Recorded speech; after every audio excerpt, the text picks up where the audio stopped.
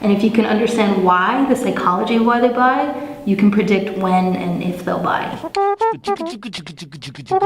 So I'm here with Jesse, who's a very accomplished writer and professor of writing, and well, I'll let you do your own intro. No, that was perfect. Yeah, All I would've so said. we're salespeople, we're marketers, we're brand builders. I mean, what are some just actionable tips that you can provide to us that we can start doing today without spending a lot of money? Yeah, absolutely. You need updates. You need daily updates of something new. This product that I have, something new is coming, something new has happened, and that new thing doesn't have to be a whole new hardware or software program. It's just a small thing. We've added a different color. We brought one person onto the team that is an expert in this. So just showing that you care enough to not be stagnant. You're not trying to be static, because you know that your customers aren't stagnant. How do we incorporate the human touch? So rather making a video for your brand and just putting slogans and just putting like a bunch of words and pictures and facts, and yeah, that's helpful, but if you can even just have one person saying those things, that little touch is really going to up the human factor, which is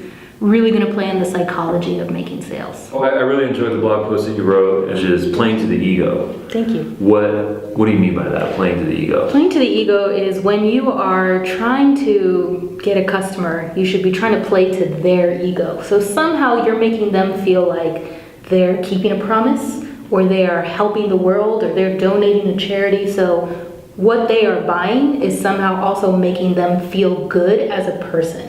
So it's not just the emotional connection to what they want personally, but it's a greater emotional connection to something outside of themselves that makes them feel like they could say to another person, well, when I bought these shoes, they donated another pair of shoes to somebody else. Ego has this connotation of being this like arrogant bad thing, but the truth is we all need a little affirmation from time to time that it's not just about us, it's about other people.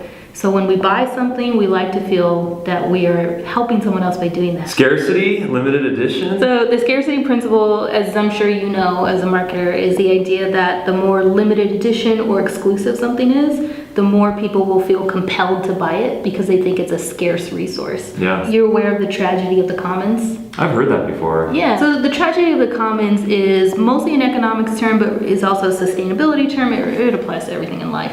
Is the idea that, let's say we have 2 cows and we have 3 families living in one community. First family goes in and say, oh, I gotta think of my family. I can't think of these others. So they take 1 cow for themselves. Rather than working together, there was a fear of the scarcity of the resource. And so they took it for themselves, not thinking about how it would impact others. So that's the tragedy of the common, but scarcity principle plays into that. This fear that something is scarce, so you grab it before it can go away.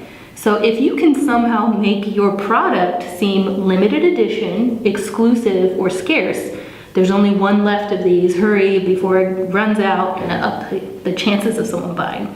Yeah, I mean, there's a lot of integration on e-commerce experiences where they show that limited supply. Problem solving. So you gotta show that you understand their pain point. You don't just say, I understand your pain. You literally show, this is exactly what's wrong, right? Step 1, step 2, step 3, I fully understand what's the problem. What problem exactly are you trying to acknowledge and address? Lay that out, show them, oh, I know how frustrating it was when you couldn't do this on your phone.